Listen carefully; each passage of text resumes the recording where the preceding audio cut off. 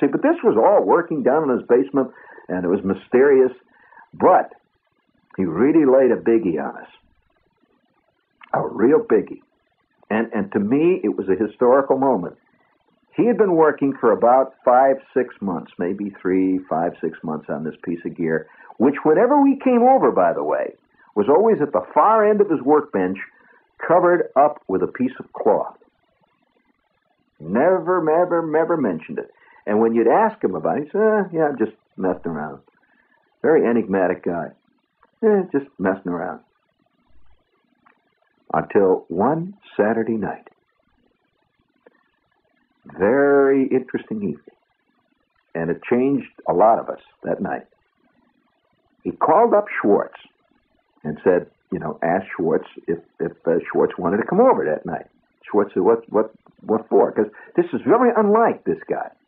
He was never the kind of guy that asked you to come over. You just went over there, and if he was there, you hung around with him for a while. There's always one guy like that, and he just never cared whether you came or went. That was all. And if you hung around for a while, then finally you just drift out, and that's it. But he never came to your place. He never called you. No way. Well, Anderson called Schwartz. And 5 minutes later, Schwartz calls me. He says, hey, you won't guess what happened. I said, what, Schwartz? He says, Anderson called up. And I says, yeah, so? He says, but he called up and asked me if I wanted to come over tonight. Well, of course, immediately I says, geez, what's up? I'm afraid the guy's sick or something. I said, what do you mean, Schwartz? You mean he asked me to come over? He says, yeah, come over. He says, he wants me to come over. And he said that if I wanted to call you to ask you over. See, so I said, come over. What's up? Is he going to have a party or something? Because it was so formal. Because we just weren't like that. And he says, come on over tonight. Wants to come over, he says, about 8:30. About 8:30. It's really that formal. Come over about 8:30. So I said, sure. A very mysterious thing. So Schwartz and I brought along Flick, who was my close buddy at the time. Schwartz and I and Flick went over to Anderson's house. Now, Anderson lived so completely in the basement that you didn't go upstairs in the house, knock on the door or ring the doorbell and say, it's Johnny. And no, you just automatically went into the basement door. See, that's where he lived. So we go up to the basement door. It's about 8:15, something like that. And Schwartz just, bangs on the door. Hey, Johnny! We didn't go through the doorbell ringing. And you hear a muffled, come on, down there. So we open the door, go down the basement immediately. And there is Johnny down there with all his equipment. He's down by his workbench. He's got all his stuff. He says, now look, he says, you guys. He says, now, I don't want you to touch nothing. Don't touch anything. He said, just do me a favor, don't touch anything. Now remember, all of us were into electronics. There was not a single layman in the crowd. And in fact, each one of us was a licensed ham. And we still, I still am. So we were all pretty hip to electronic stuff. But here we are. He says, don't touch anything. So with that, it's about 20 after 8, and he keeps looking at his watch. See? He says, well, it's about just about time. And Schwartz says, what are you going to do? What do you mean just about time? He says, well, just wait. I want to show you something. He takes off the cloth now from the top of this thing, and it was a great big chassis. Now listen to this, George. It's a tremendous chassis he's got. And it's a big one. A chassis is the metal base upon which things are built. And it's a heavy cadmium-plated chassis about 3 inches high. It was at least 25 inches deep, went back, and it was about, I'd say, 28 inches across. Tremendous chassis. And it's just literally covered with enormous power supply in the back, a great big power transformer. He's got high-voltage condensers. He's got about 37 tubes with tube shields on them and all this, and he's got a couple of brackets built up. To really a wild-looking piece of gear. But in the middle of it all, in the middle of all this stuff, he has two metal pieces of aluminum that were built like an angle that came up, and right in the middle of where these, like a triangle, it stood up like a triangle. Right in the middle of that triangle, what would be the top of the triangle, was a tube socket, and the tube socket had been brazed onto this thing, and a lot of wires, cables going down into the chassis, and in the tube socket was a tube, a tiny cathode ray tube. Now, a cathode ray tube was a very expensive piece of gear. And this was a 1-inch cathode ray tube, a 1-inch tube. And it was extending outward. And Johnny turns this equipment on. He says, okay, so I'm going to let it warm up. Don't touch anything. Had about 45 controls sticking out of the front with knobs on it.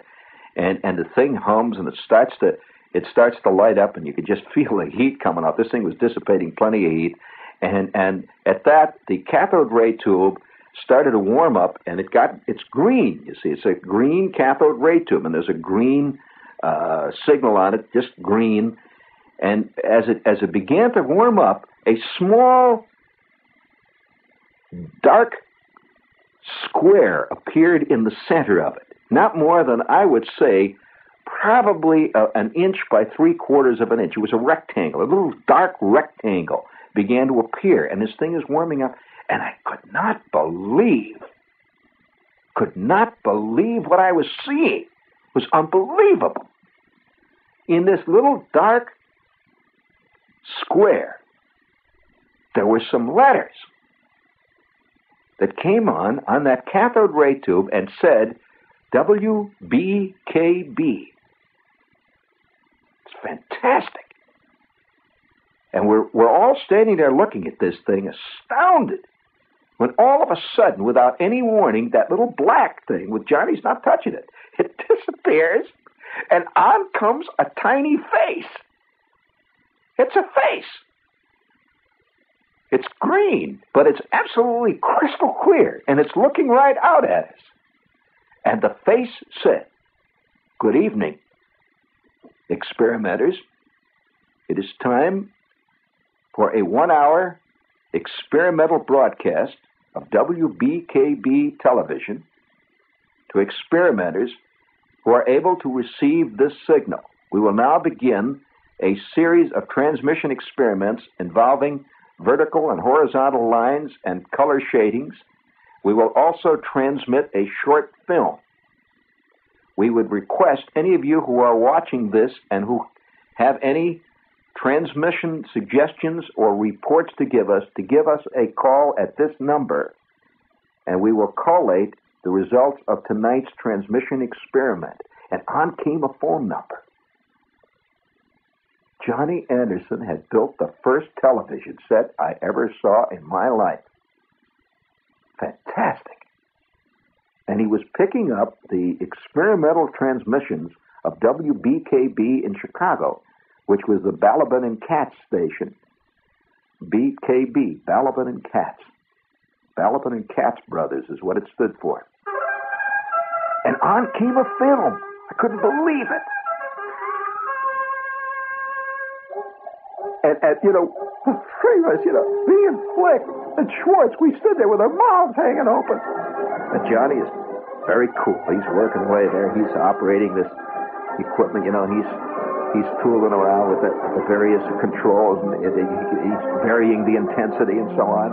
He's absolutely cool. And I said to him, I had to say it, I says, "What is it?" He said, "It's television." I said, "How long have you been doing this?" He said, "Well, I've been monitoring these signals now for about a month, maybe 6 weeks. They come on every Saturday night." I said, "You mean this is coming? They're doing that now? It's right now?" He said, "Yeah. In fact, I'm going to call him." He says, "I report every Saturday night. I call in. I tell him how I'm receiving the signal." Great Scott! At that point, I realized there's a world out there that hardly any of us can understand, but a few guys are already fooling around with it. How's that for a historical moment?